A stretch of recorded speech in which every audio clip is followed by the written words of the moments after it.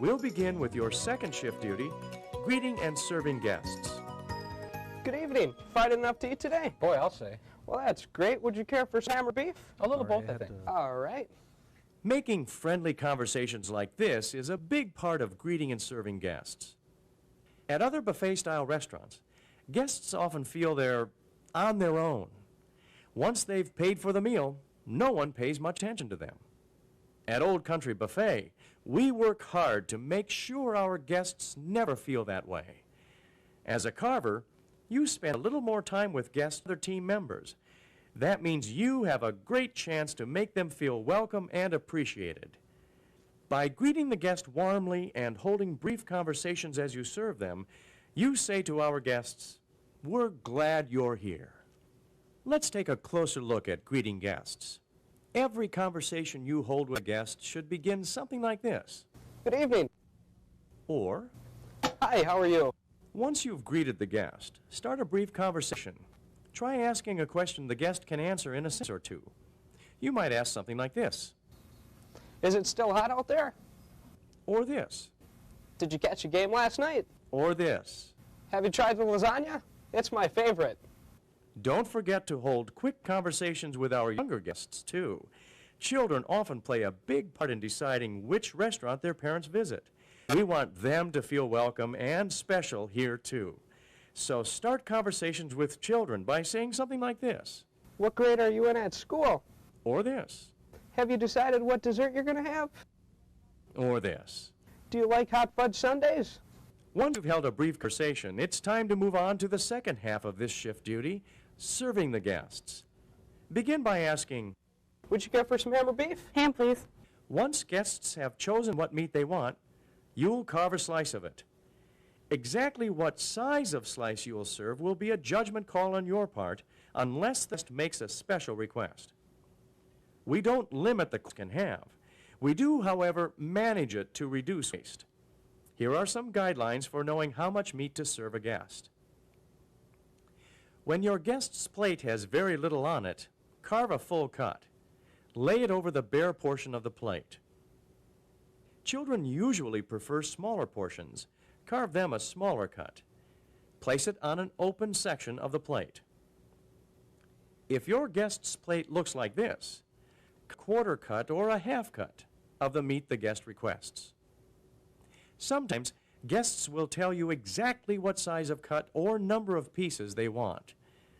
Other guests will ask you to carve a slice thicker than our usual dime width. These guests all feel they're getting more when getting a thicker cut. Actually, the thin cut ensures them a tender piece of meat, which is why we carve dime thicknesses. If a guest asks you, I'd like a half-inch slice of that roast beef, please. say something like this. I'd be glad to carve you that. Thinner slices are more tender, though. Would that be all right? You can always come back up for more. Okay. Of course, if the guest insists on a thicker slice, honor the request. No matter what the topic of your conversation has been or what size slice you've served, you will end each guest contact with the same phrase. How's that for you? That's fine, thanks. Asking, how's that, makes sure guests are happy with the slice they received. If they're not, or if they also want a slice of a different meat, you can correct the situation promptly. Guests will sometimes ask you questions about the food we serve and how we prepare it. To be ready for these questions, make the most of opportunities to learn about our menu items. If you are asked a question you can't answer, find someone who can answer it. The nearest manager is usually a good place to start. Your third shift duty is maintaining the carving station. As you carve and serve meats, your station quickly loses the cleanliness and appeal it had when the restaurant opened. Throughout your shift, you'll complete routine cleaning and maintenance tasks to return your station to its original appearance. Here are some of the tasks you'll complete. Wipe grease from the carving board with a paper towel. Grease and meat scraps spoil the appearance of your station. Wipe them away frequently. Discard the used paper towels in the wastebasket immediately. Keep the wastebasket in a spot that is. Then, wipe the carving board, front board, and stainless steel surfaces with a clean, sanitized towel. In between groups of guests to wipe your carving knives and chef's forks with your clean, sanitized towel. Keep an eye on the walls, mirrors, sneeze guards, and floors around your station to make sure they stay clean. If they aren't, use the time between guests to clean them. Floor spills immediately by guarding the area personally or putting up a wet floor sign until the spill can be cleaned up. Damp mopping the area with hot, soapy water, and leaving the wet floor sign in place until the area is completely dry. Be sure to wash your hands after performing every cleaning task. Rinse out your towels frequently in sanitizing solution. Towels that aren't sanitized frequently not only are unappetizing to look at, but they also leave streaks on the stainless steel. Maintaining the carving station includes maintaining carving knives. To keep your knives sharp and ready to carve, you use a grooved steel rod called, appropriately, the steel doesn't actually sharpen the knife. It hones it by aligning microscopic burrs on the edge of the blade. After cutting about 10 to 15 slices of meat, you will notice that your knife isn't cutting as easily as it was when it was first sharpened. It's then that you'll use the steel to restore the knife's edge. Here's how to use the steel. Note that the process is described for right-handed carvers. If you are left-handed, reverse the process. Before you start, put a carver's protective glove on each hand. Hold the steel in your left hand. Hold the steel so the point is up. You will keep the steel's tip up throughout this process. Hold the knife in your right hand. Place the blade of the knife at the base of the steel on the side furthest from you. The cutting edge should be facing up. Blade up the steel, working left to right. Make sure the entire blade is drawn across the steel. Next, blade of the knife at the tip of the steel on the side closest to you. Again, the cutting edge should face up. Draw the blade down left to right. This hones the other side of the blade's cutting edge. Repeat this process several times on each side of the cutting edge. Draw the blade over the clean, sanitized towel lying on the carving counter. Do not hold the towel in your left hand. Your carving knives are sharp enough to slice not only through the towel, but all fingers. Remember, knives are never taken to the dish room for cleaning. Once you have wiped the steel with your clean, sanitized towel, return it to its appropriate place. Your fourth shift duty is assisting when the guest flow is light. When there are no guests at your station and you're caught up on your...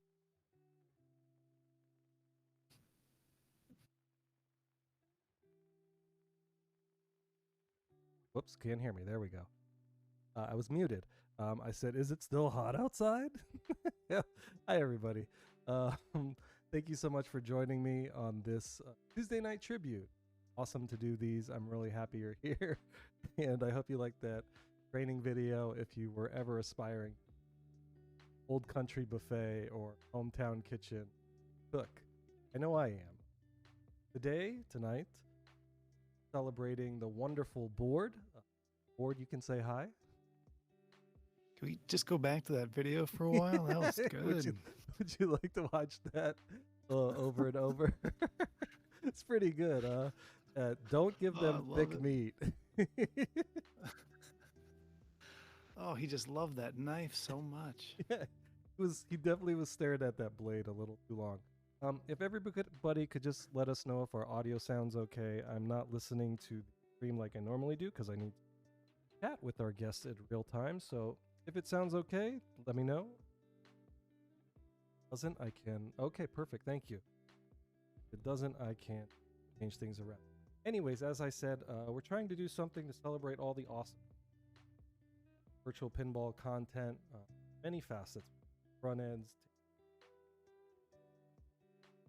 software, trying to at least give them a chance to celebrate it and spotlight, put them in the spotlight and give them their due. So some of the tables that I really truly solid states, early EMs, highway, and author of those tables. Board. You can use exclamation point BORD. Get a chopping up. Sound good now? Hold on. Let me check. Testing. Are we sounding okay? Skipping a bit. Hopefully that's going away. The bit rate looks good. Okay, let me make sure my mic is positioned properly. Sorry. Okay, but exclamation BORD will give you the link to his tables. Stop driving through a tunnel. Yeah, my bad. So, Board, thank you for joining us. Hey, thanks for having me. No problem. Before we get started, I will probably say, how did you get your start? Probably ask, how did you get your start in pinball? You know, I was thinking about this earlier this evening. I actually remember in 2002, so 20 years ago, my first apartment, and my wife being at work, and I was like, I was like on a pinball binge or something, and I just couldn't get enough, and so I started, just searching online for digital pinball games to play, and ran into the visual pinball, and at the time, I mean, it was an extremely early iteration of it. There was, this rule where you had to wait 3 years to emulate any game that had been released, and at that time I was going and playing Monopoly, and Roller Coaster Tycoon had just come out. And very timely. So I was like going to the bowling alley, and I was like, man, I gotta wait 3 years before I can play Monopoly at home. And over the course of that 3 years then of waiting, I sort of, life happens, and walked away from pinball for a good long while. Would just kind of go play in airports and that kind of thing for a number of years. And then really didn't come back and play digital pinball again, probably until 2015 or so. I had some kids and going out less, at night and that kind of thing. So it was just kind of a fun recreation thing to do, and sucked me back in, and the rest is history. So did you have like a physical pin that you played early on as a kid, or did you play pinball as a kid, or did you? I played a lot in high school and college. The first pinball I ever remember playing, I have a very vivid memory. I was 4 years old, and my grandfather took me to Showbiz Pizza. Ooh, which became Chuck E. Cheese, or whatever. My favorite job I've ever. Yeah. Oh, really? Yeah, I worked at Chuck E. Cheese. I worked there for 6 years. I should have a night where I just tell Chuck E. Cheese, because it's the best job, and one of the longest, well, not longest job, but one of my favorite jobs. I can imagine the But anyway, sorry. Amazing. But I vividly remember my first pinball experience, and it was Space Shuttle. It was it was a new game at the time, and I remember the Space Shuttle on the playfield. I remember the airlock gate opening and closing. I remember, I'm sure my game lasted a minute. I was just a little kid, but it completely sunk its teeth into me. I mean, more than any other game that was there. And sounds probably just everything about so distinct, and I could feel. Yeah, absolutely. I can imagine playing it as a teenager or as a kid. Wasn't into pinball till. I'd like to ask people, did you play any pinball on like Nintendo or anything like that, Coleco? No, not really. I had a TI 99 4A. Woohoo! And played a lot of, some company had done a whole bunch of like arcade ports, and they were better than the arcade ports that ended up on like Atari 2600. And so I played those quite a bit. but really not pinball. I mean, I remember the Atari pinball was terrible, and I do remember Pinbot on the NES, Pinbot, which is such a weird thing. isn't it? It's it's just But yeah, otherwise, no, not a lot of pinball sim stuff. Space Cadet later on, and on what would that come with? Windows, it's not 7. It was before that. Windows XP did that come with?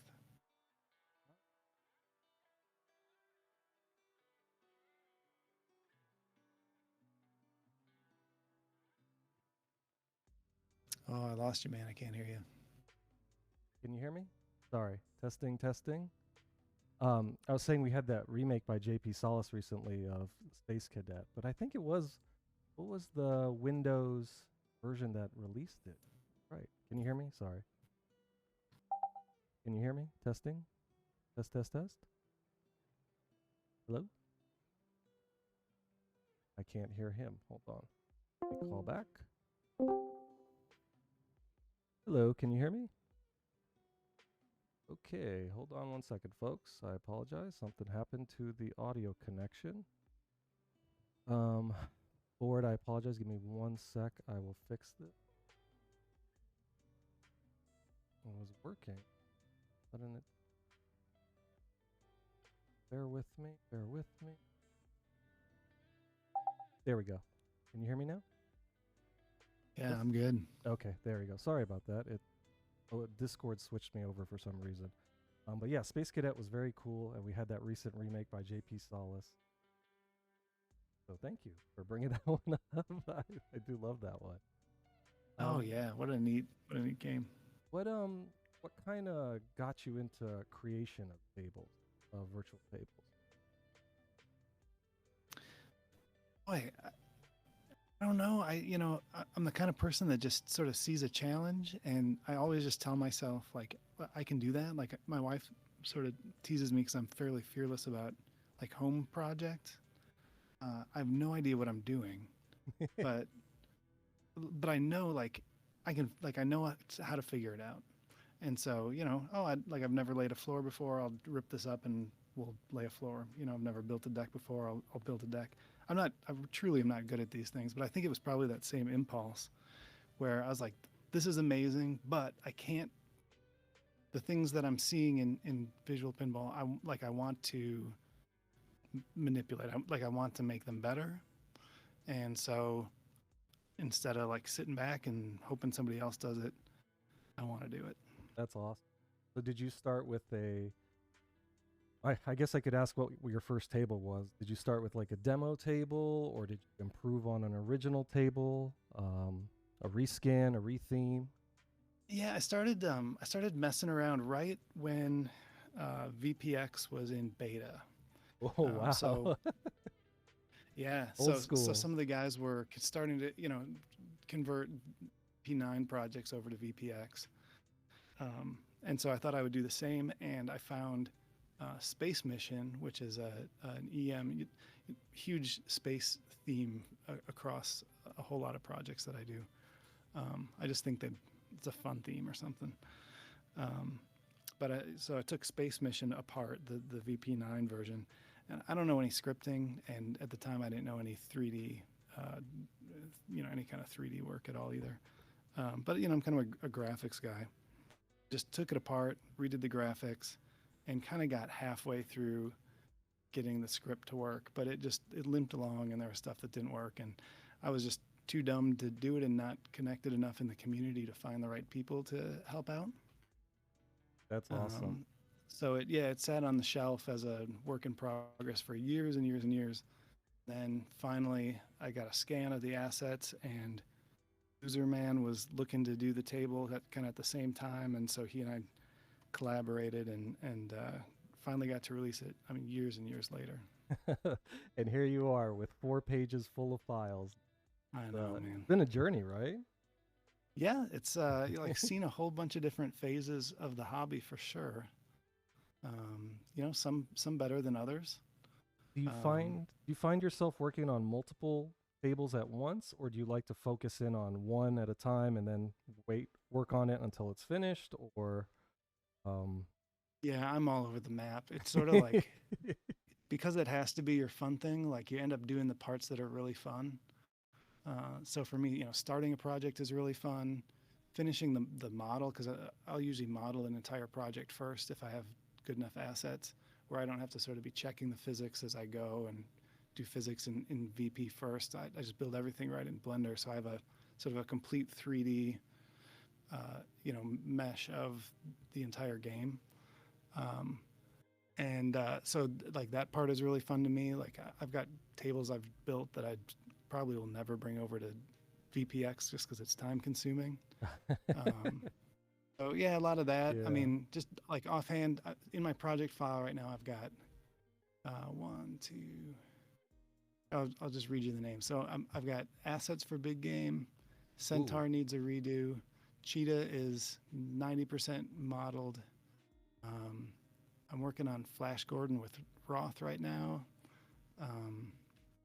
What else do I have in here that might be interesting? Oh, I got a scan of Mini Pool, which is an old EM. Cool art and kind of a unique game. So I'll do a mod of Loser Man's version of that. The two that are maybe closest to, at least modeling wise, are Robo War, which is a Gottlieb game. Oh, hell yeah. Hell yeah. That game is so amazing. Yeah, that one is a blast. Oh, I hope that one gets a release. Yeah, it will. So the model's almost done. I'm just waiting on a guy to get me some measurements so I get the ramps at the right height. So that's coming up. And then the other one is Swords of Fury. Ooh, is that Lion Man? Yeah, that's Lion Man. That's everyone's favorite. I went to the Chicago Pinball Expo, and all I heard during the whole expo was Lion Man, Lion Man. Yeah, yep. It's the stuff of legends, man.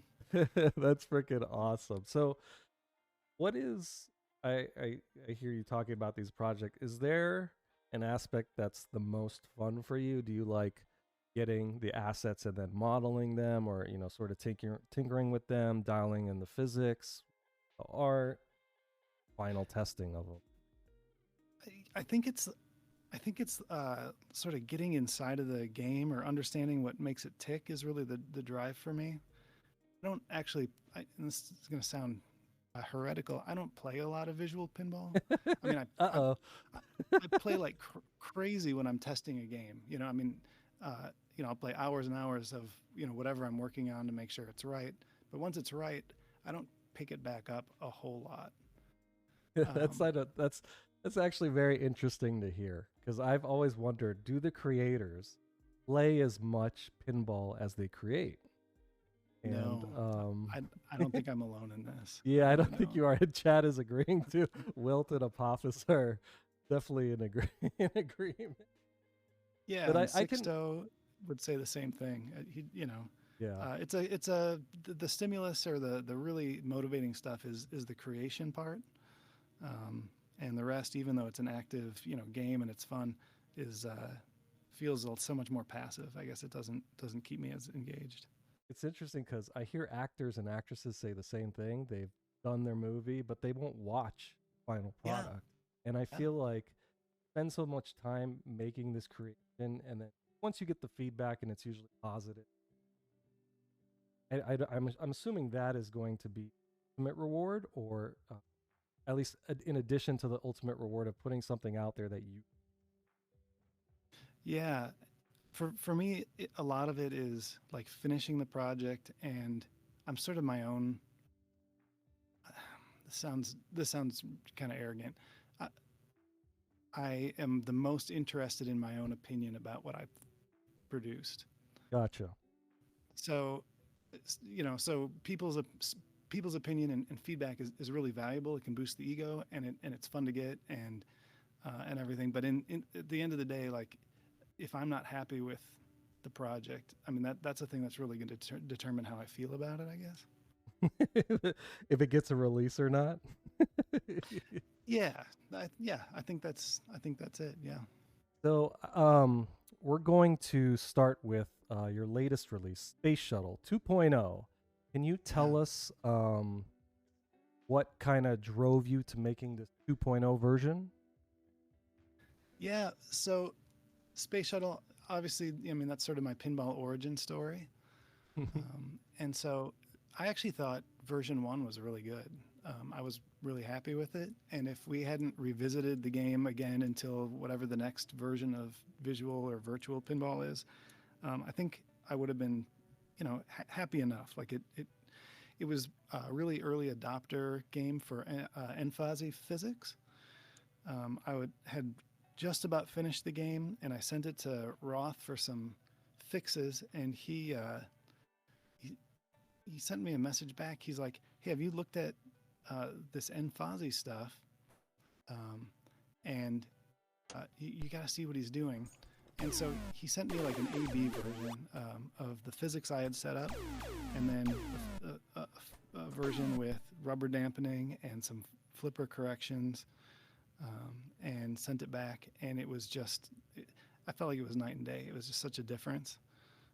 And so that was really kind of early on as Roth was developing those ideas and kind of incorporating his ideas. I mean, he's really the one that made sure that everything NFOSI was doing or had figured out could be manifested for everybody.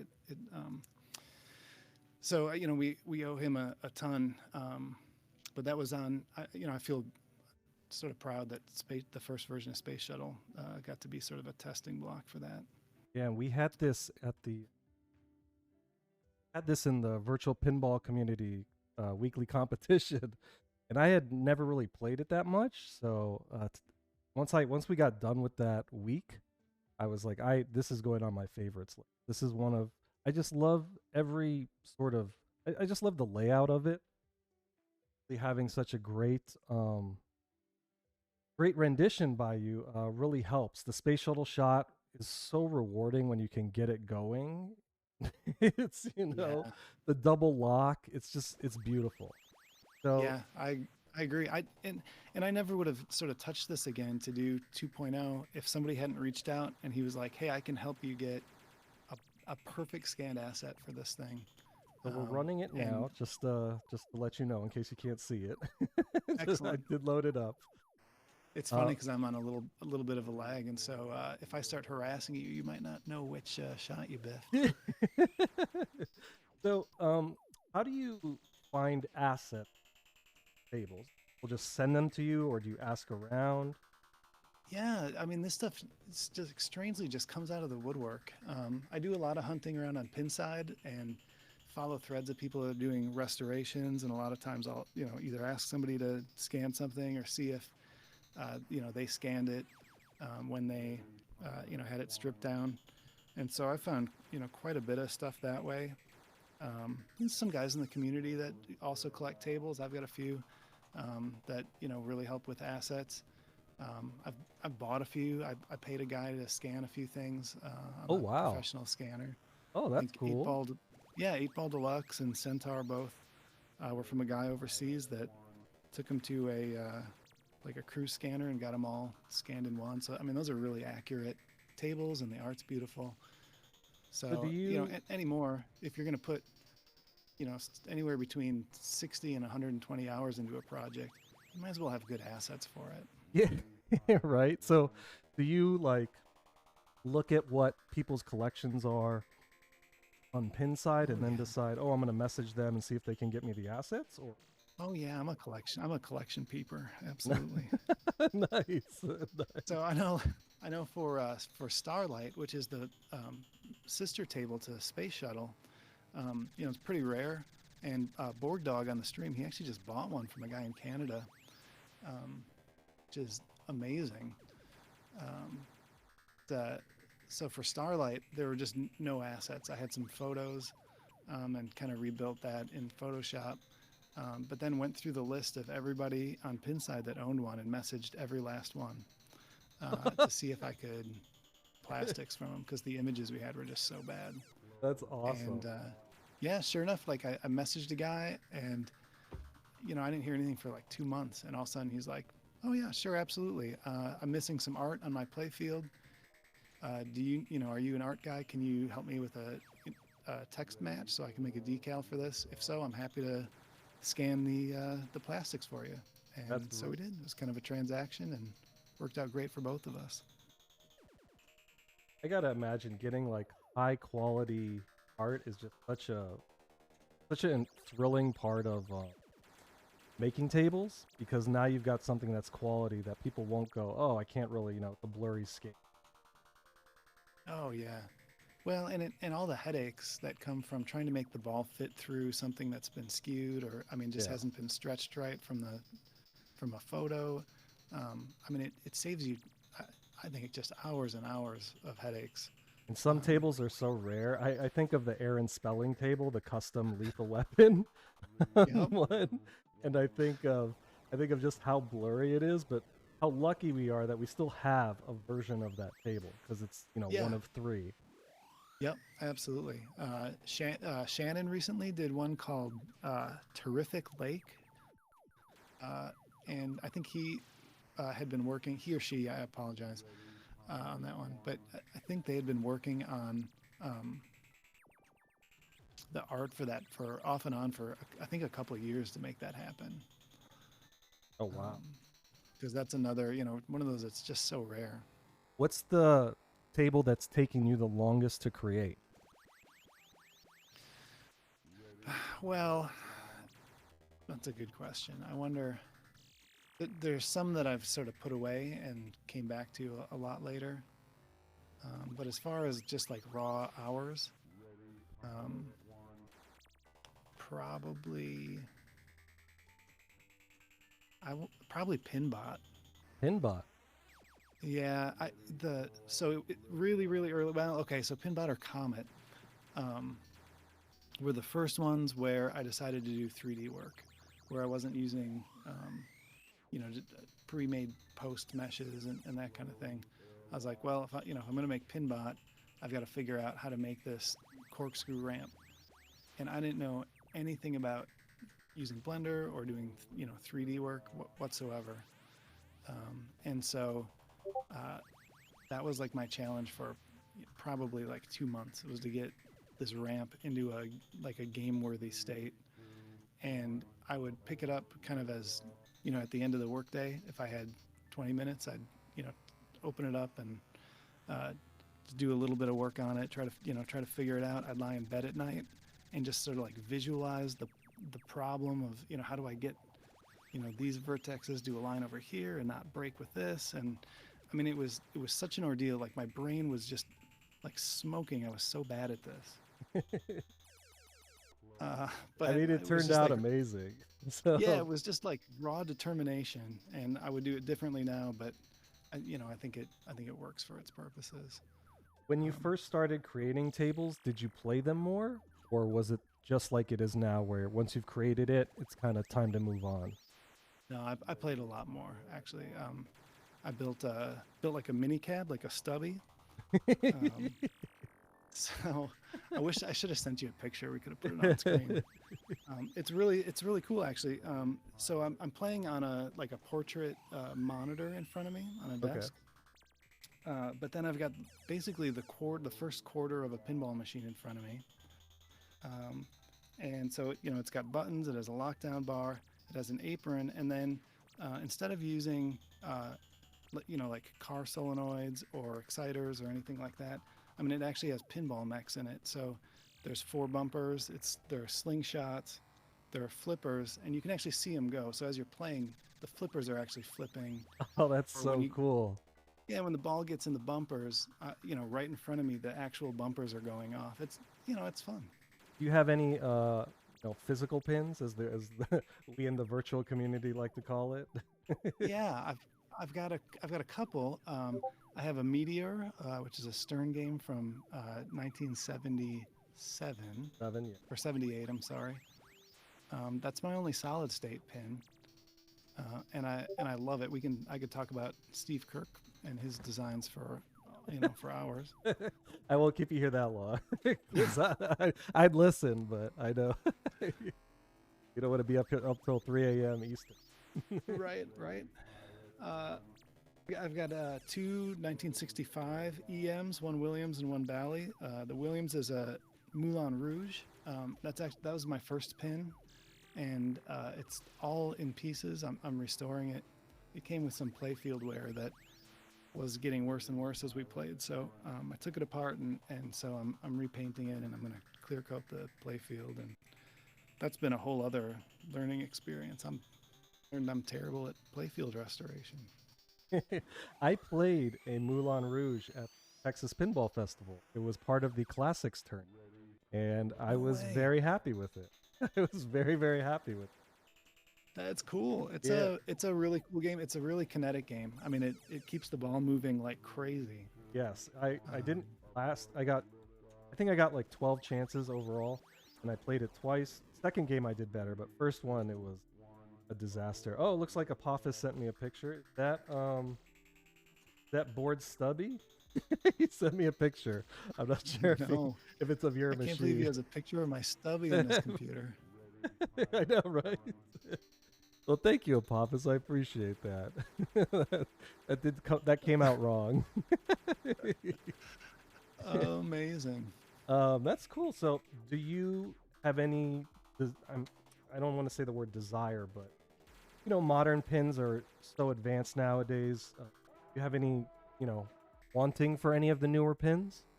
Oh yeah. I mean, a Godzilla would be incredible. Well, if you're ever in the area, you can come play the one I have. Do you have one? I have. So I started with this Goonies pin. This is my V pin. It's Goonies themed, and then I have a Godzilla, an Avengers Infinity Quest, and a Black Knight Sword of Rage. So Oh, I went fast and hard with getting physical pins, but now I've slowed down. There's not enough time in the day. So. Yeah. No, absolutely. So with Space Shuttle, modeling, I was going to ask you about the artwork that you do. If you're an aspiring artist, are there certain pieces of software that you would recommend for new V-Pin table creators? Yeah. I mean, I don't think you can get away anymore without knowing some amount of Blender. I mean, I don't think that you need to be credible at it, and maybe learning how to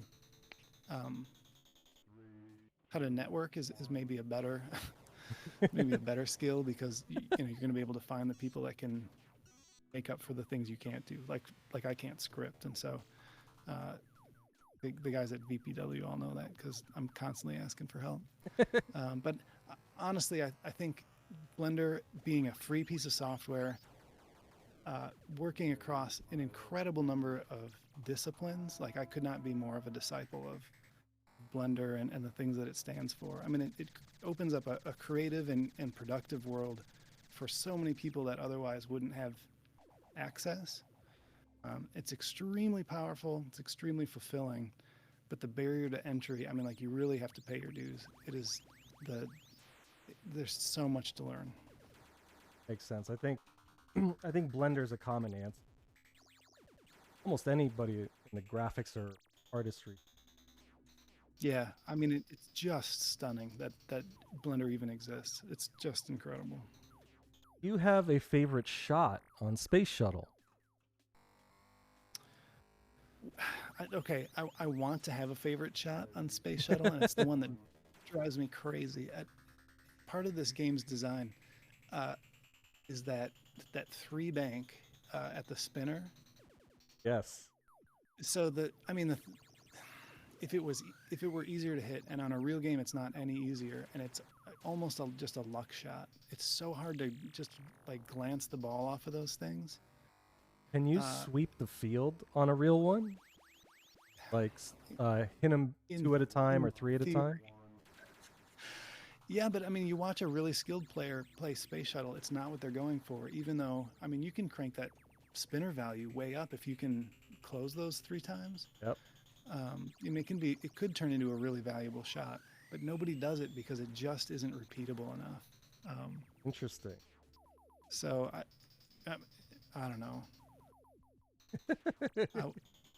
So I want that to be my favorite shot on Space Shuttle, because I think it's a cool idea, and it may be like a failing of how the geometry is implemented on the game. Well, see, now, okay, on the stream you knocked him down in just a second here. You almost got all of them. I've tried to play good. I've tried to play decent here as I drain. I think the lock shots are cool. I like the light show. It kind of sweeps across the game when you hit a lock shot. I think that's pretty cool. So the sounds, I'm completely a noob at all of this. So the sounds that come with the table, that are those things you have to add individually, or they, I know the ROM controls all the rule sets. Do you have to go Yeah. searching for those, or are they part of the ROM? Maybe I'm just Yeah, the ROM is the ROM controls all of the digital sound or the synthesized sound, as it were, I guess. So the speech and the drone, and then all the mechanical sounds, ball rolling and dropping and colliding and everything else it does, is sort of author's choice. So you add those in VP. And a guy named Fleep put together a really nice sound package and some scripting to do like directional sound easier, and he's like an audio engineer or something. He's very good at what he does.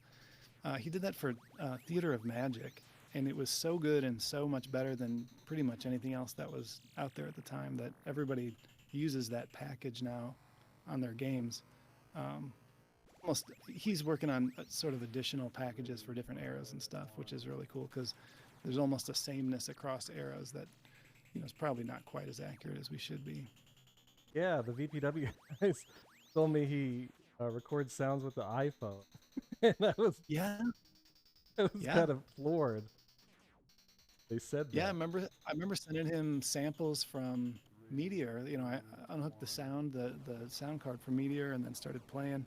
And I was sending him stuff, and he's like, I had like an $800 mic in my basement. He's like, no, I don't want that. That doesn't sound right.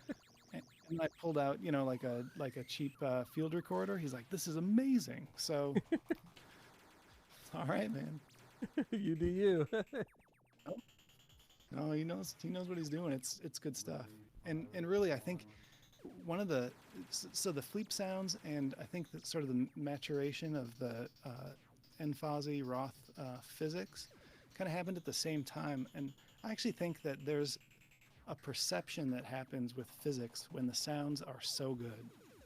I think you perceive more weight to the ball, and I feel like if I play and the sound is off, I don't feel like it plays as accurately, or I don't feel like I can feel the ball the way I can when a game really has a good sound package with it.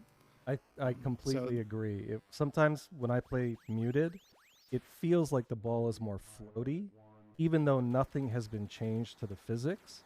But there's no like oomph, nothing that gives it that little kick. And there's a reason I have a SSF package, because I want to hear the positional sounds. Yeah, absolutely. Like a real pinball. Are you still there? Drop some stuff on my desk. Are you That's still okay. there? Yeah, I'm still here. I can hear you. All right. You're good. Thanks. Yeah, I think you're exactly right. I think having sound, like, realistic sounds definitely adds to the package of making it more realistic. And it's also, psychosomatic with how you feel, how much weight is on the ball. Yeah, definitely. All right. It's it's a full, and that's sort of the great thing about pinball anyway, right? Is that it's sort of an all senses thing. I mean, you feel pinball in your hands. Yes, you can. If you're trying to do well and nudge and all that, you can feel every sling, go off, activate, whatever it is.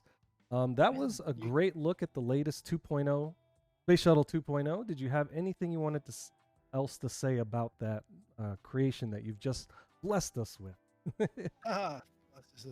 No, I mean, just that this is all very flattering, but I mean, truly, so much of this is, because of great collaborations and friends in the hobby that are willing to spend time and make up for the things I can't do. So, it just wouldn't be entirely fair to say Board did this, but I'm a project lead on this. Let's say it like Take a that. bow. But if you wanna give a shout out to anybody, please feel free at any time. Did you want to go to the next project, the work in progress one? Yeah, let's do that. All right. So I apologize if I'm chopping up. I'm not sure what the issue is with the audio. I will do my best to speak loudly and clearly. This is a work in progress from board. I'm going to load it up and we'll take a look. As long as you can hear him, we're good. Less about me, more about you. So this next one's a work in progress that I've had on my to-do list for a very long time, and it actually was going to be a different project or had a different facet to it, and it just didn't work out. So so what you're looking at is Dark Knight,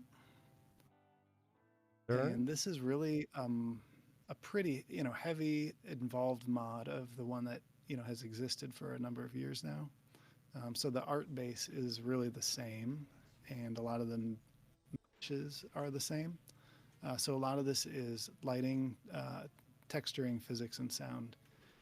For me and a crew of people that can do things I can't do. So the guys at VPW have been incredibly helpful on this project. So anybody in the stream that's had a hand in this, say so. Take a bow. Yeah. So initially what I wanted to do, I love this game. I think this is an excellent game. Lyman Sheets did the coding for it, and I mean, everything stacks really nicely and scores well, and there's some really neat features. The shot doublers are, they're like there, and it's pretty early in the shot doubling game. I mean, that became a much more common thing as time went on with Stearns.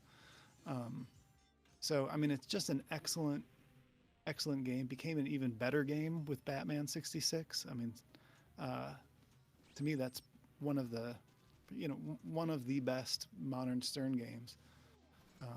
Just a masterpiece of a game.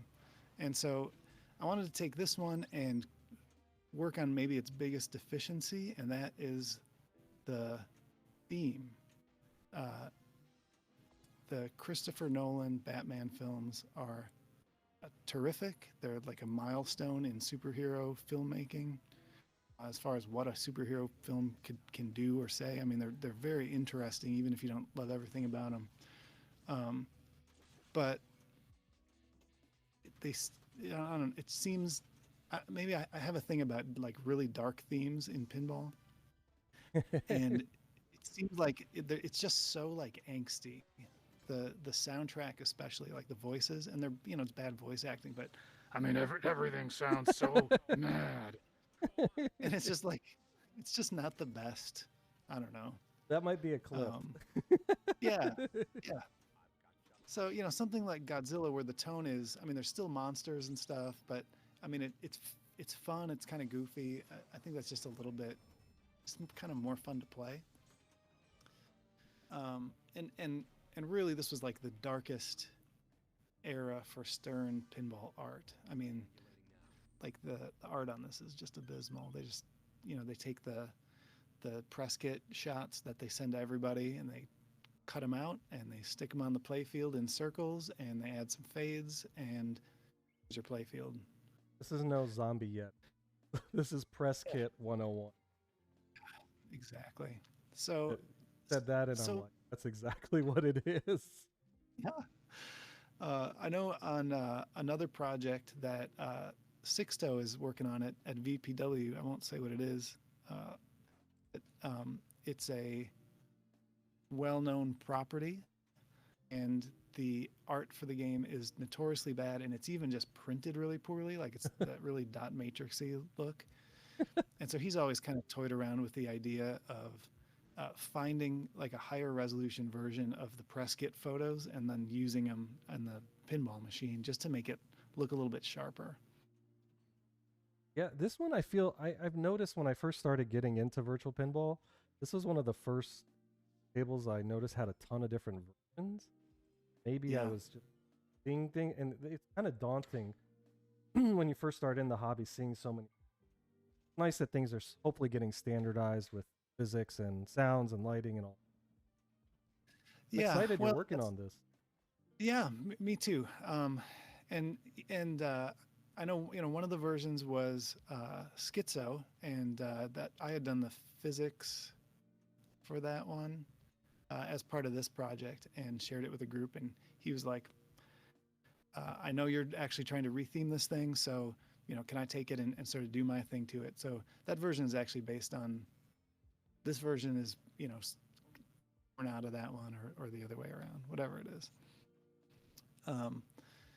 And yeah, so I guess it's a favorite and everybody wants to take a stab at it. I'm hoping that this one is up to snuff, even though we didn't get new art. It's not high, in 4K you can see that the assets they're probably just from a photo of the play field. Yeah, I can definitely tell some of the assets. They're not looking like your high quality. Yeah, and it's not typical for me to even start working on a project when that's the case. But what I wanted to do was retheme this to Batman the Animated Series. Yes, I saw that photo, and if you want to, if you want to show that after I get out of this table, we can definitely show people because when I saw that, that's just a childhood core memory for me, and everything about that show was great. Having a reskinned version of this. Yeah. So I started working with a guy named Siggy, and this was like maybe like last January, like almost a year and a half ago. And he had done a bunch of other like reskins where he would take, say like, Iron Man, for example, has got bad art, and he would take comic book art for Iron Man and really redesign the whole, visual look of the table, new color theme, way better art. And I mean, he's just really good at what he's doing. So I reached out to him. He had never seen the animated series. So I started putting together basically just like a model board to make sure that we were using like the kind of the right models for each of them, because I really wanted it to be the like the real Bruce Timm looking versions of the animated series. So he had that just such a unique visual style. Yeah. So were you a Saturday morning cartoon guy too, like with X-Men, Spider-Man? Yeah, although I might have been, but I was more like Wuzzles and Bugs Bunny. So maybe a little before X-Men. But yeah, I'm a huge animation fan, and we could talk animation too. Don't get me started on that. I've got I met a guy who does. I've got the craziest story, and I'm trying to think. Maybe I should tell it. Can we talk about Cuphead later? Yes, please. That's Okay. that art style is anything in the vein of Steamboat Willie. I don't know what it's called, the genre, but it's stunning. Yeah. All right, let's talk Cuphead later, because I've got a good story, but it doesn't go with this table necessarily. Okay. But Siggy put together a full art package. He did plastics, he did apron. We renamed a whole bunch of the modes, so it was all the minor villains. Instead of like extricate Lao, you'd play Poison Ivy or you'd play Clayface. So we had a lot of really good ideas of how to introduce those characters into the game. I bought Pinball browser and I started redoing the ROM, and that's really where the project got hung up. I realized that there are more than 200 audio callouts in this ROM, and I would have to pull 200 plus clips from Batman the Animated Series that were appropriate for the game and put them in. And all the animation replacement is done frame by frame, so probably like 3 clicks to do every single frame. Like you can't just bring in an MP4 and it's part of the DMD then. Oh no. So I started doing it, and it was so mind-numbing. I actually have a ROM that's maybe like a third done. So when the game starts, it actually plays the animation from the beginning of Batman the Animated Series, and a number of the music cues are replaced with the orchestral stuff from Batman the Animated Series. It's pretty cool, but I just couldn't justify spending the amount of time it was going to take to basically rebuild all the visual and audio assets for this game. Yeah, that's a time sink. I mean, So I had to walk away. I think of the alternative audio and video that they have for Avengers Infinity Quest and Jurassic Park and what they had to do with Pinball Browser, and it's so daunting. Yeah. Yeah. I get it. Yeah. I totally get it. But yeah, this is playing beautifully. I realize I gotta learn. I love Batman 66. I completely agree with you. I think it's one of Stern's best. I love the math involved in it, just figuring out what stacks, what modes to hit. Plus the throwback to the TV villains when you do the minor wizard modes, and all the call outs and everything are great. I've never really spent a lot of time on this, and I'm happy to play it now, and I look forward to when they release. Is there anything else about this table you want to know? I don't think so, unless if anybody sees this and they're able to scan a playfield of Batman: The Dark Knight, let's talk. Yes, anybody out there, calling all community members. Yeah. Find a playfield scan, please. Is it like Christmas when you get a playfield scan? Oh, absolutely. It's the greatest thing. The Oh, greatest. Papa says there's a 1 billion point shot. Holy cow. Where is that? I think it's I think they actually worked it out of this ROM. So I think it's in the earlier ROM. And I could be wrong.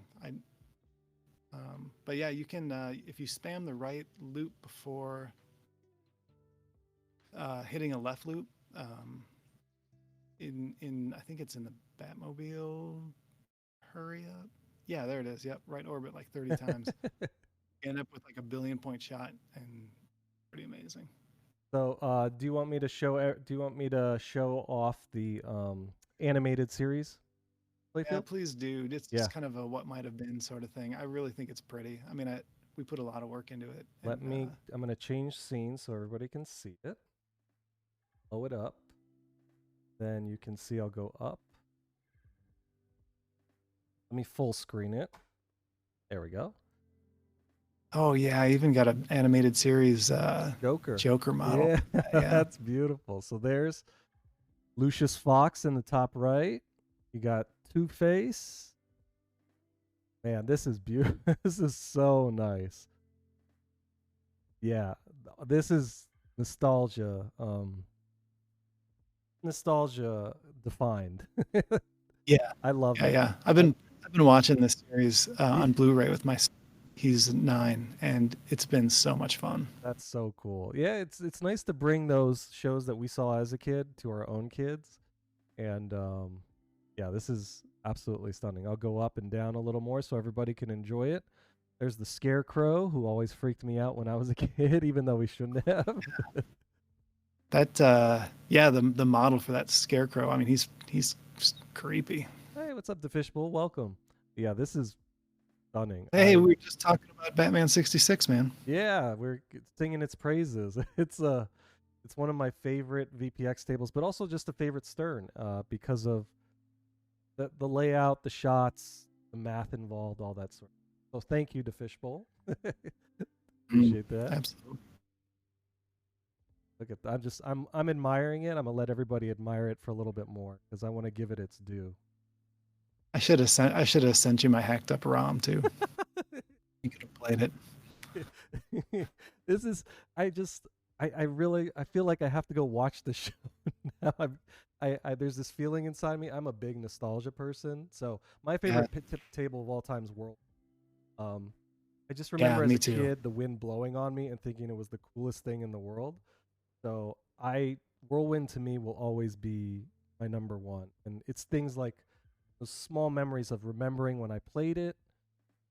You know, it may not have been a big deal at the time, but now here I am 40 years old and I still love it. I still love this stuff.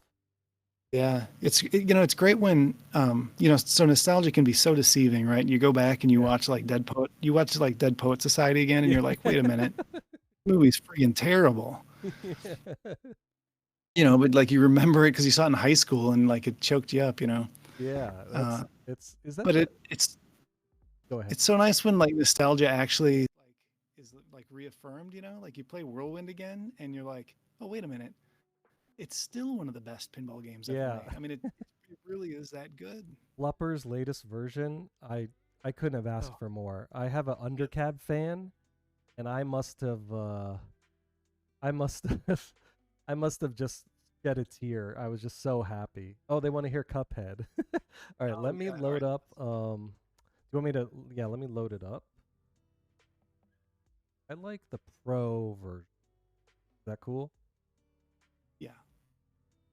Yeah, yeah. And this is one that I can't take I don't really take any credit for whatsoever, except that I love it. And I'll play it while you talk about it.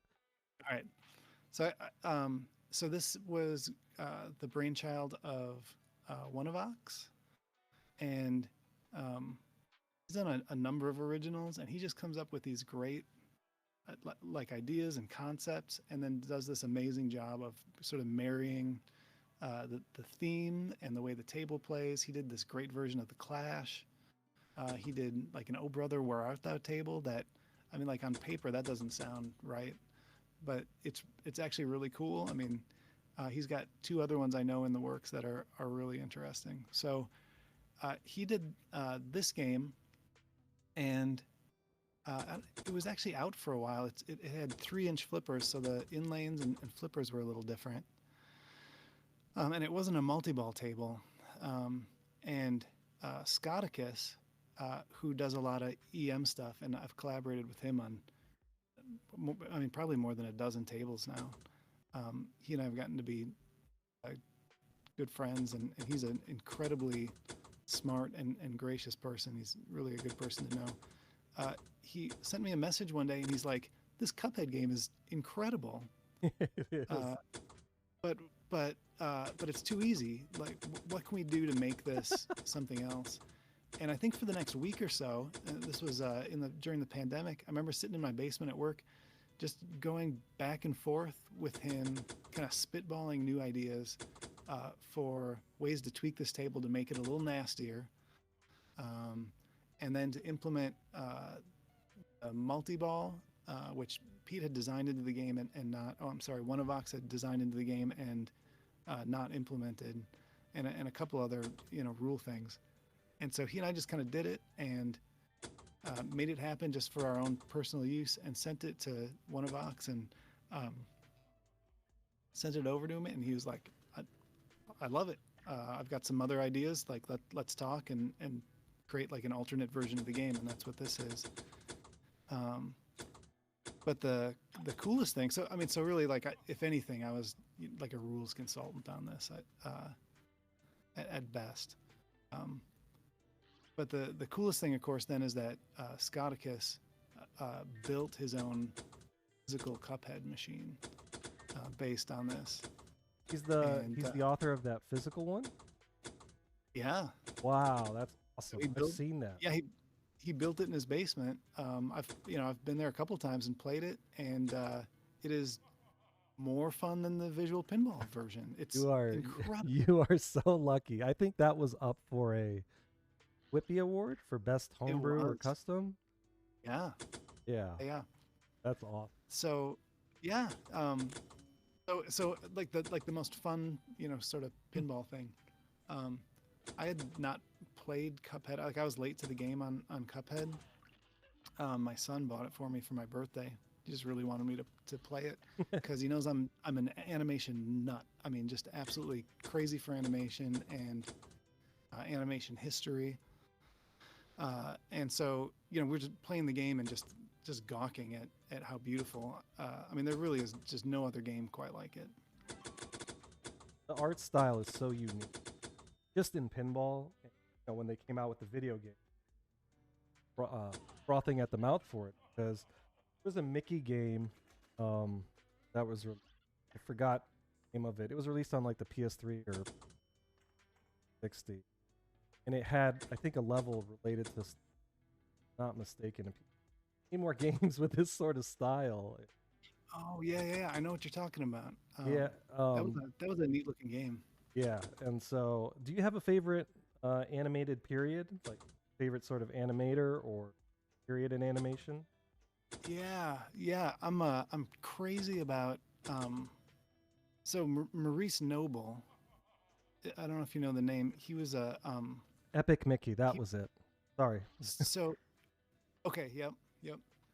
Maurice Noble was a layout artist for Warner Brothers in the 40s and 50s, and specifically worked with the Chuck Jones unit. And everybody loves Chuck Jones cartoons, and yeah, there we go. So in the chat, we got it. Yeah, we got Um, it. so his personal stamp is so distinct, so incredible. Um, I- Even though he's not an animator, I think his layouts probably contributed more to how gags were portrayed on screen than maybe he gets credit for. I mean, as not a director, although later in collaborations with Chuck Jones, he did get co-director credit. But his stuff is so amazing. So, I mean, if you just like do a Google image search for Maurice Noble, you'll see what I'm talking about. It's this extremely modernist, like simplified style. If you think like the mid-period Roadrunner cartoons where there's almost like no real physicality to those desert landscapes, and there's just like harsh lines cutting through swaths of color, like they're very just representative. I that stuff to me is so visually strong. Even like he was still doing that on like How the Grinch Stole Christmas, right? Like I watch that now and with my kids, and the whole time I'm just staring at the layouts, like the background, the shapes, and the way he used color. I just am crazy about it. Your kids are laughing at the jokes, and you're like, "Look at these lines cutting through." No, it is. Yeah, absolutely. Like I'm completely in my own world, just loving this kind of stuff. So, you have a favorite can I animated tell character? favorite animated character? I was late to the game on this, so I mean, I probably know every Looney Tune. I mean, that was in that ABC package that they sold in the 80s. Yep. So I mean, I know all of those line for line. And for whatever reason, when a Bugs Bunny cartoon came on, and it was like the thing with the way they programmed them, it was usually one of the 3 cartoons in a half-an-hour block always had to be a Bugs Bunny cartoon. And then usually be one that was like another known character, like Tweety and Sylvester or Roadrunner and Coyote. And then sometimes there'd be like an oddball one. Like, remember they would do like spoofs of like the Honeymooners, and it was like mice or stuff like that. So there was always a Bugs Bunny one, and some part of me like rebelled against that, and Bugs Bunny was like not my favorite thing. I loved Roadrunner better, or the Coyote is like the greatest thing. But then as an adult, like I've been revisiting these, and Bugs Bunny is like the greatest. I mean, like he's such an amazing like personification of like everything like you wish you were. Like he's so smart, and he's so funny and so in control. It's just like I don't think like I understood like he was so like Brooklyn, but he is so Brooklyn, and something so appealing about him that now I guess like I drank the Kool-Aid. Bugs Bunny's the best. What's funny is that's how I felt about Michael Jordan I hated that he was so good, and I didn't appreciate it. I was like, he's a ball hog, like he's not that good. But now, adult, I'm like, this guy was insanely one of the best, if not the. Just as a kid, I was a little more rebellious on trying to figure. Yeah. Well, and you look, at the time anyway. I mean, he did what he did, and he did it with a reasonable amount of grace. I mean, the guy just wasn't. I mean, he still was a team player for the most part, compared to at least some of the other personalities. Yeah, I still remember that the Barber of Seville. One of my favorites. So, did you suggest the amazingly large flipper gap on this pin? Yeah, we did. So we went from 3-inch flippers. We took it down. That was probably Scotticus's idea, but yeah, we took it down to 3-inch or to 2-inch flippers, because it's era correct. I mean, like if you were going to play a game kind of in this Gottlieb style, I feel like you would expect smaller flippers. Maybe not. Maybe this is more like a 70s Gottlieb. And I do love the goblet flipper name on top of the flippers. yeah, We'll finish this round up. This is this is hands down one of the most beautiful VP. Just everything about it, even the layout of the bosses, sort of stacking left to right on the bottom of the play field. It's not overly, sometimes there can be too much art in your face, and you're just trying to concentrate on what you're supposed to hit, but it's all really well. Really. yeah, and it's not. I think what I really love about this is it's done in a specific era, but it's not a retheme. I mean, this layout is all one of Vox's. So he really understood the era and even the manufacturer. I mean, this a distinctly Gottlieb table from the era, and just really did his own thing with it. It's so cool. Do you have a favorite manufacturer publisher of pinball? In pinball, Gottlieb, Williams, Bell. Yeah, I think I've really become a huge Ted Zale fan, and he designed mostly in the '60s for Bally. So he does usually very asymmetrical, very angular sort of designs, very kind of off the beaten path. And so I think right now that's house favorite is late '60s Bally. It was just a weird, very weird time, and felt very experimental. And Ted Zale is just a strange, very little's known about him. He was in his 60s, crapping out a pinball machine every couple of weeks, and they're consistently awesome. It's just I have one Ted Zale in my basement. It's a 1965 Magic Circle. Oh, I'm jealous. And it's just a treat of a game. Very difficult. I mean, just so brutal. That's so cool. Well, I wanted to bring light to one of my favorite tables of yours. I've loaded it up. It's a 1954 Williams Skyway. I will launch the ball, but I'd love if you could sort of give a history on how you found this, the assets, and what made you choose this pin or to create this pin, because I love it. The layout is so unique, and it's very relaxing, and everything about it is just one of a kind to me. Yeah, it has this really unique appeal to it. I think some of it is just it's a wood rail, and so you've got these sort of natural elements to it. I mean, there's something just really lovely about wood rail tables in that era of pinball game, and then you get this great, I don't even know, I mean it isn't deco, I guess but it echoes deco quite a bit. Sort of it's where modernism and deco meet. I mean, it's just the art is wonderful. So I don't remember if I had just been noodling around looking for a project, or if it was Scotticus and he was like, what, have you ever seen this before?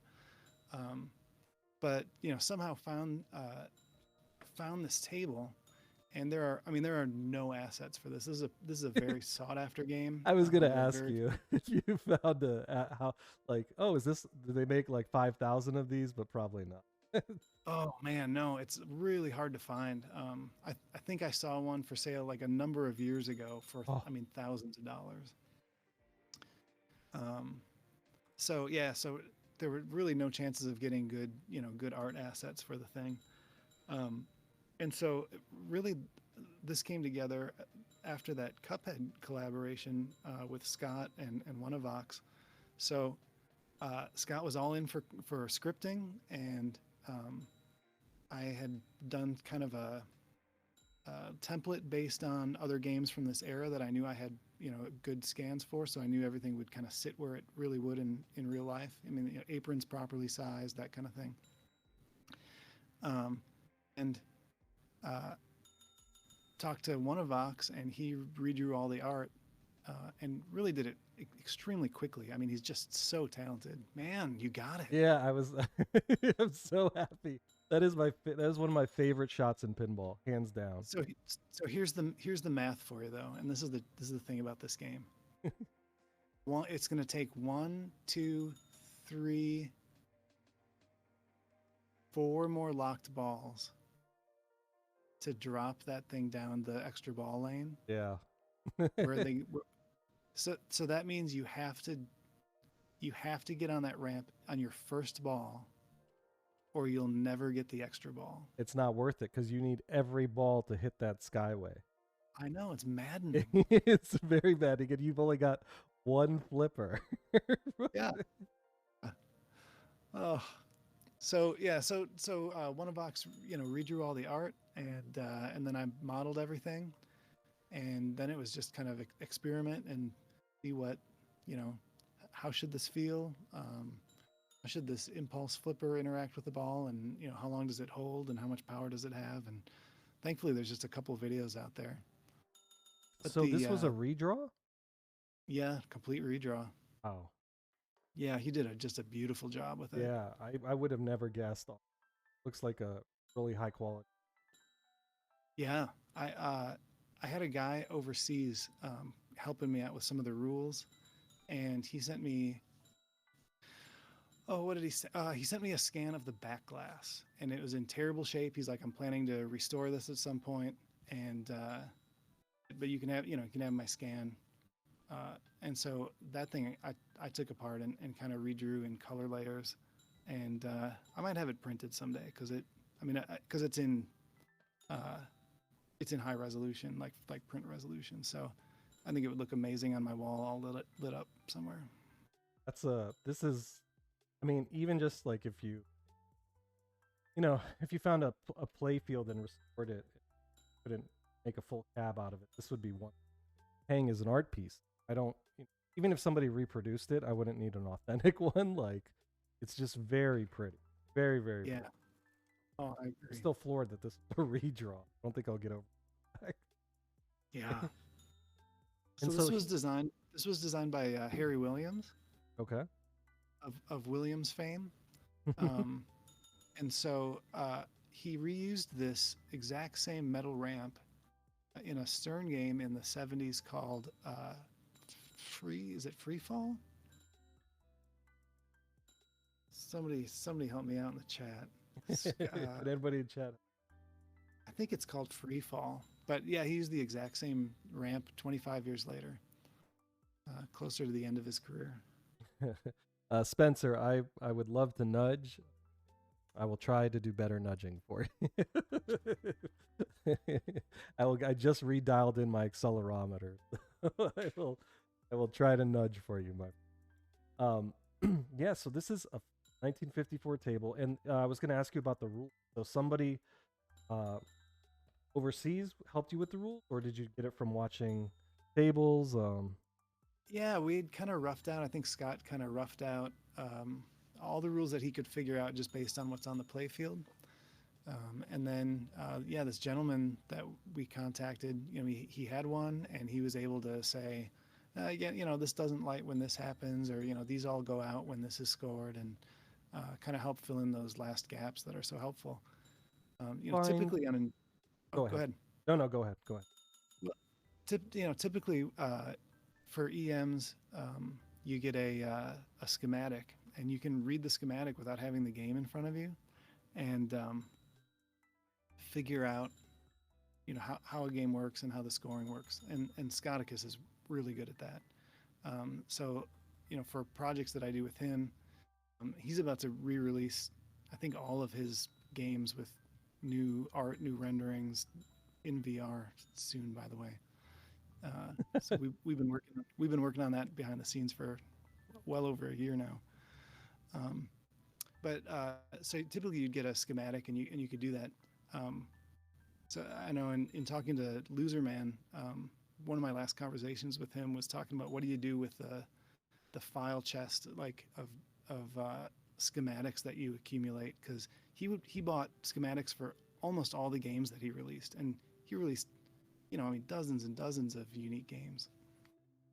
That last week is when I did the tribute to him, and it was hard to pick which one because there were 23 pages of his amazing creation. So it's just one of those things that I wish he was still here with us, but he blessed us with a library full of pins that I would never have known about, and to see the great work that he did, and like yourself, it's just a very exciting thing and a happy thing. So tables like this, they just bring me joy because they're lesser known titles. They've got these unique mechanics, and they're a part of the history of this great hobby that we love so much. Captain Zanzibar, thank you so much for that raid. I appreciate it, friends. After party. Yeah, that was intense. Go ahead. I'm sorry. That was a good raid. That was intense. Yeah, sorry. I have a very loud raid song. I just realized I forgot to turn that off. But thank you, Xander, for that raid, and thank you for bringing all your friends. We're talking to Board, a amazing VPin creator, and we're talking about Skyway here. It's 1954 Williams table. I was asking you about the rules, and I had one question on the rule here. So that in lane on the left, Yeah. if that drops the ball to the return ball section, can I do that? If I have a ball locked in there, I'm wondering if I can make it to the return ball through the left in lane. Because it drops the ball from the top position to the left. It does, yeah. I'm wondering if that's another way you can get a return ball. Thank you again, Xander. I appreciate that. You can, but you have to drain to hit that stupid lane. Yeah, that's true. That's very true. And I'm not trying to do that. Do you have a high score on this that you'd like to tell people? I could check quick. I promise it's not my cheating score. Your cheating score. Or do you take off the glass? Yeah, well, I always have to reset them when I finish a project because you do all this testing and scores get ridiculous. Yeah, let me go see what I've got on here. It's probably not real impressive. I know. Are you proud of any of your scores on any of the pins you own? Or is there like a GC you have and you're like, yeah, that's me. I did that. Oh man, probably not virtually so much. On my Meteor at home, I have set up, just brutally difficult, and so our challenge now is to kill a game right at nines, because it doesn't roll over at 1,000,000. Oh. So I'm trying to get a game to quit right at 99999. That's a good challenge. I'm close. I'm at like 990. So high score on Skyway for me looks to be just shy of 5 million. Nice. That's where I'm sitting about. Like I'm at 4.5. All right, well, that's good. It's really good. I remember when this came out. I think I pinged you in. I spent that night just sitting here playing it and in awe because I'm a sucker for wireform ramps and curve a certain way. It just reminds me of a roller coaster. So that sky loop is just so cool. And even though it's such a short wireform to the right hand side. Yeah, I agree. That was actually my favorite thing. Yeah. I was looking forward as we were working on this project. I was looking forward to the day I got to model that wireform. Yeah. It's just so elegant. So how do you model it? It's in Blender too? Yeah, that's all in Blender. So manipulating curves and then giving them some thickness. Continue to play this, and then if you shoot, I plunged the ball when it was going up the skyway. Whoops, should have waited. Oh, I got a multi-ball because it didn't make it out of the skyway. There, forced multi-ball. Hey, it could happen in real life, right? Is that? Oh, I was going to ask you. Does that happen? I'm assuming it happens in real life if it's modeled on the table. Yeah, I suppose it could in theory. I did a game called Crosstown a number of years ago, and we stuck an Easter egg in there because the way the ball loaders work for single player Gottliebs in the 60s is in the apron. Like there's no ball count mechanism in the entire game. The game doesn't know what ball you're on. Oh, really? I mean, there's just a series of switches in the trough, but there's no. It doesn't say like ball 5 or ball 4 up on the back glass, and you can, when the game starts, all 5 balls load into the ball lifter, and then that's done manually to push a ball up into the plunger lane. Um, so you can push all 5 up at a time and play a 5-ball multi-ball, and then your game's over. Oh wow. And because the game is called Crosstown, when we were scripting it, we put a hidden picture of Jimi Hendrix on the back glass, and when you plunge all 5 balls into the plunger lane, Crosstown Traffic starts playing, and Oh then yes. plays for the duration of your 5 balls. And my son found this when he was probably 3 or 4 at the time, and this was like his favorite thing to do. So he would plunge all 5 balls in, and he would sit there, like, probably in his. I mean, I have a picture of him like in his underwear doing this, like dancing to the music as he's playing and singing Crosstown Traffic, and Oh, it's that's just amazing. yeah, it's a good moment. That's really cool. Are your kids big into pinball? Yeah, depending on their stage of life or whatever. I have one who's very electronically minded, and so it's been fun to kind of talk through repairs and how circuits work with him. That's been a good kind of introduction to basic circuitry. But even my daughter, like, she had a track meet a couple nights ago, and there was a long wait between her events, and so we just got on Pinball Map and found a bowling alley, and we went and played Godzilla for an hour, and it was so much fun. So yeah, it's like a social thing between us as a family. During the pandemic, we had tournaments on the real games and on virtual games too, and so yeah, it's just a fun thing to do together. That's so. I either they I have the topper for Black Knight, so it insults you and yells at you. So they don't like that one as much because it scares them. But AIQ Avengers, I think the color palette really is inviting. So the bright, colorful tables they love. I've shown them Sesame Street, Peppa Pig on the V pin, but I've also shown them the EMs and things like Airport, Balls a Poppin'. Those are ones that they will play, and just because it has bright colors, they kind of enjoy the chimes and the bells going off. Funny, I have a Gottlieb chime unit I haven't added because I know if I do, wake everybody up, and I'm like dying to add it to this pin. Yeah, I've got a chime box in my cabin. I just love it in the stubby. All right, so we're gonna move to the last table of the night. Who Done It? This is a 1947 version. I'm going to load it up, and we're gonna take a look. I haven't spent, when I first loaded up my VPin, I did play this a lot more than I do now. It is these black and white sort of noir themed tables are so cool. They're just so cool. It's kind of, it throws me back to in the Twilight Zone, I Love Lucy, just that era of television. So Yeah. I love it. You want to talk a little bit about it, you can, or I can ask you questions about it, however you'd like to do. Sure, yeah. Well, this one just fit like right into my interest level. Like I'm a big film nut, and especially classic film nut. Like my wife and I will destroy anybody at classic film trivia. Challenge issued, people. Bring it on.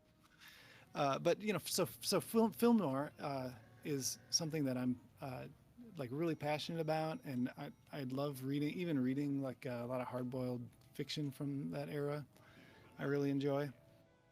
And so this seemed like a perfect, almost like that Batman the Animated Series idea, where like the original art is not as good as like the theme suggests it should be. And in the case of Whodunit, I feel like there was this thing in the 80s.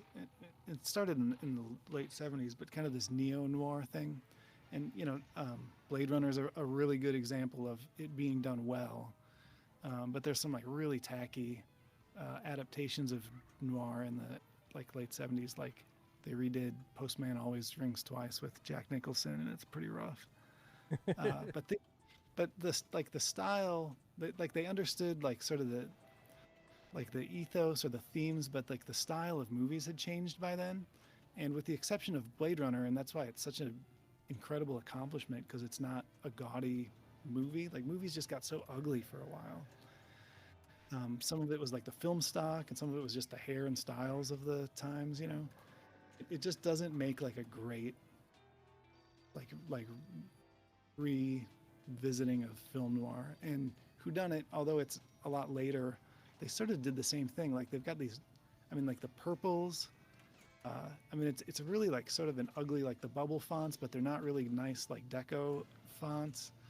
I'm just not in love with the art on this game as it stands, but it's this killer theme, and it's got so many sort of, you know, clever things: the roulette wheel and the slot machine, the elevator. I mean, it's really an interesting game. And so, you know, to take it and just sort of reimagine it in a way that's maybe more thematically consistent seemed like a natural fit for me. One of your earlier creations, or later on in your career? No, not real early. I think this was maybe 2 years ago, kind of during the pandemic. Maybe I just had too much time on my hands. I was gonna ask, did your creation pick up during the pandemic, like a lot of people? Oh yeah, because I mean, as soon as you erase even like your commute, you just have like this extra time, you know, or Yeah.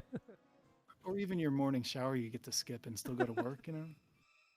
I'm just gonna spend the time I would use to get clean to make something. I Exactly. totally get it. Any creative knows that's exactly what you do. Exactly. Who needs a shower? We got some stuff to create.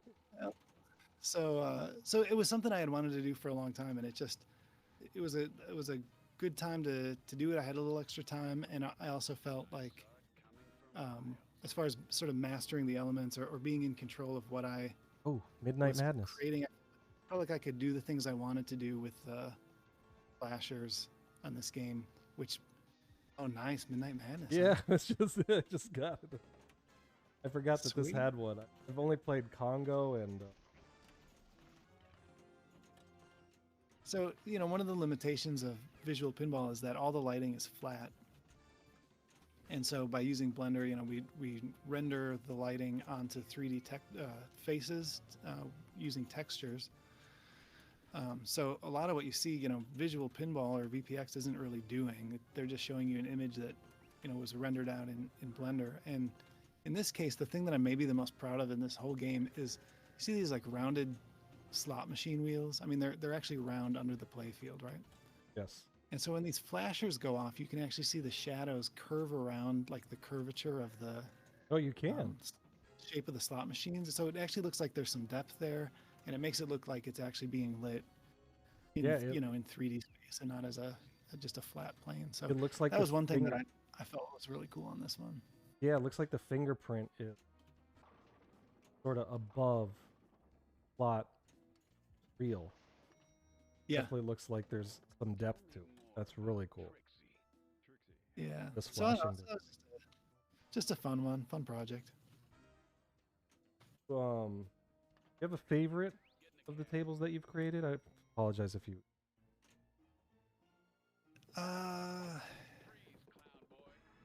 Well, I mean, Skyway is up there. Man of my own heart. Yeah, it really it turned out so nice. Recently I did Flash, and that was a game I always hate. Like, I hate the art on that game, and so I never played it much. And it came out, I feel like it just came out really well, and so I was really proud of that one. And that's one I'll turn on once in a while now and really enjoy. So to me, a lot of it is, I'll pick up a project of a game that I don't know really well, and I just love being surprised. And, you know, I'm like, wait a minute, like, this game that I thought was going to be a complete dud, like, I love this element about the game, even if it's not a perfect game. You get surprised by stuff when you really get to know it. Is there any part of virtual pinball creative process that you hope improves? Well, I mean, it has to be faster to make this stuff. Almost everything happens in a VP table is hackery. Really? I mean, VPX is maintained by volunteers, extremely talented and dedicated volunteers. But even when it was released in 2016, it was pretty limited by its contemporaries' standards. As far as the visuals, the rendering engine, the physics are really good, and the things that weren't really good have been, I think, worked on really nicely by scripting. So, but currently it just takes so much work to go from a 3D model in Blender to visual pinball with something that is really that you're excited to show people. So it has to get simpler, and it will, but it's going to take time. Do you think the upcoming V will help it? Oh my gosh, yeah. I'm so excited. I'm so excited about this. I think you've got the not just a great collection of talent on that, but I think you have people with the right mindset. I mean, so Freezy's leading the charge. I mean, it's really his project. But his mentality, just about being open source and making sure that the community is sort of part of the process and part of the project. I mean, he's really taken the time to talk to authors and be like, where are the pain points? Like, what's awful about working and doing this stuff? Like, what do you want to see done? And then he's just collected an amazing collection of talented people that are passionate and good at what they do. So I'm very excited about it. I'm also very impatient. I cannot wait. I wasn't paying attention. It will be the future of virtual pinball. I'm almost certain.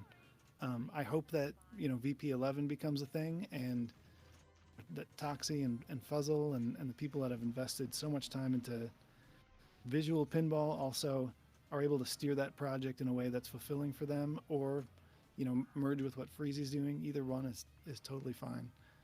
I feel like there's an ecosystem for both, because there are going to be people that just get into it and want the basics of what we've all been playing, and then the people with more advanced knowledge, maybe give VP a dab out there. Yeah, and VPE is, I think, going to be less apologetic than VPX has been about running only on maybe higher end machines. Gotcha.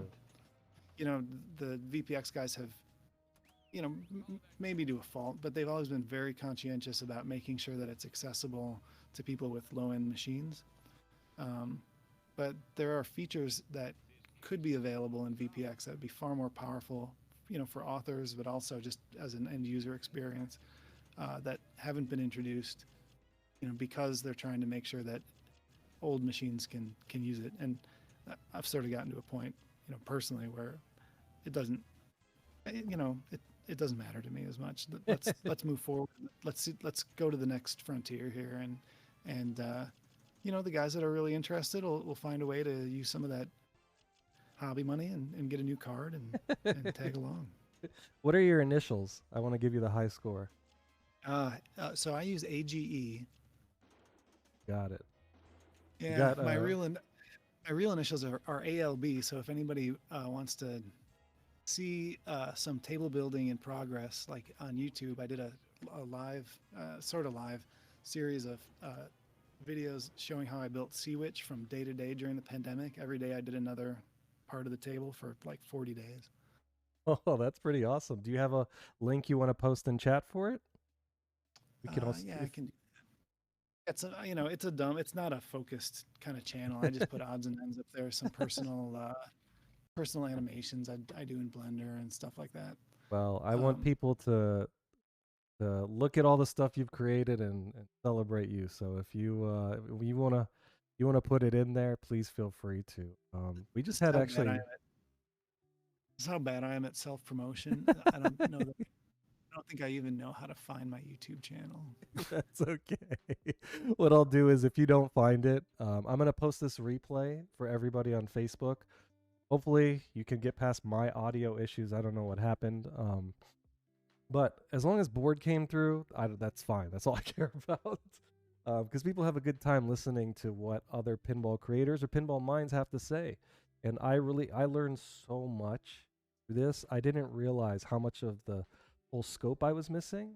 And so I'm always thankful for anybody giving me their time and obviously giving us this entertainment of a hobby that we all love. Doing Loser Man last week was a real sort of another eye opener. Same with VPW and Terry Red, and now you. It's really cool to kind of see the process and listen to how it comes to be for you and what you enjoy, what you don't enjoy, what's next, like the Dark Knight work in progress, and kind of some of the story behind unique tables like Skyway and Cuphead. So I'm very thankful for you. I know it's late, so I am going to call it tonight. I really want to thank you, everybody. If you can say thank you to Board for giving us his time, I really appreciate it, sir. I don't want to date you or age you. I call everybody sir. Yeah, no, thanks, man. I super appreciate this. This has been really fun. I'm always like a behind the scenes type of person, even in my work stuff. I'm always behind the camera, so I apologize if I'm a little stumbly with my words. It's just not. You were great. Not usually where I am. You were great, and I'll see you here next week for another 5 hour. Just kidding. All right, man. You want to look? You want to go the distance on Looney Tunes? Anytime, you call me. Yeah, up. Let's do it.